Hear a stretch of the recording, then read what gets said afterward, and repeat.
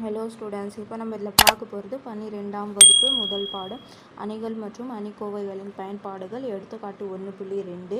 Question பாருங்கள், என்ன கேட்டுக்கிறாங்க. ஏ இஸ் ஈக்குவல் டு ஏபிசிடி என்ற பூஜ்ஜியமற்ற கோவை அணிக்கு ஏ நேர்மாறு காண்கன்னு சொல்லியிருக்காங்க. அப்போ ஃபஸ்ட்டு கொஷினில் கொடுத்துக்கிறது ஏ எடுத்து எழுதலாம்.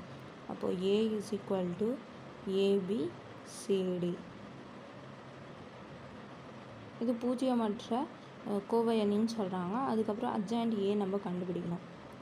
அட்ஜாயிண்ட் ஏ இஸ் ஈக்குவல், இதுக்கு சிம்பிள் ட்ரிக்கு பார்த்தீங்கன்னா, இது ரெண்டுமே மாற்றிடணும், இடம் மாற்றிடணும், இது ரெண்டுத்தோட குறி மாற்றிடணும்.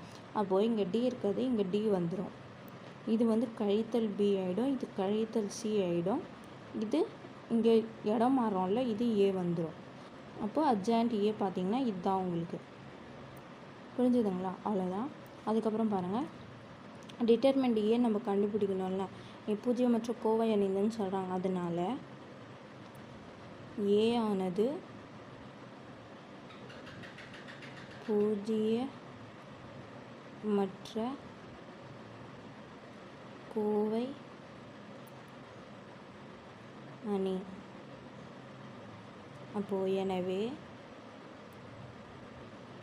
Determinant of A is equal to, இது ரெண்டு பேருக்குன்னா இது ரெண்டு பேருக்குன்னா, அப்போது டிஏ பெருக்குனிங்கன்னா ஏடி, கழித்தல் கழித்தல் கூட்டல் ஆகிடும், சென்டரில் கழித்தல் தான் இருக்கும். அப்போது பிசின்னு வரும்.